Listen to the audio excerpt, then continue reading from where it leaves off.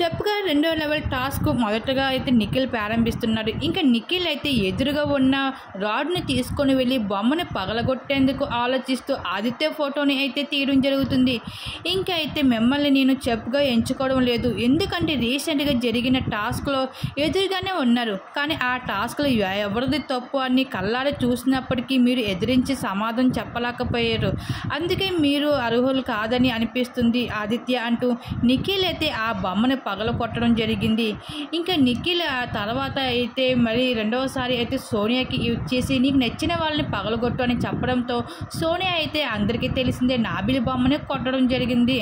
మూడవసారి కూడా అదే విధంగా ప్రయత్నిస్తున్న సమయంలో నిఖిల్కి హ్యాండ్కి విరిగినట్లు బనికినట్లు అయింది.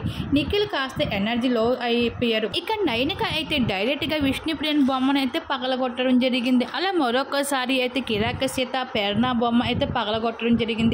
ఇంకా చివరికి అయితే కిరాక సీత బొమ్మ మిగిలితే అయితే చెప్పుగా ఎంపిక అవడం జరిగింది.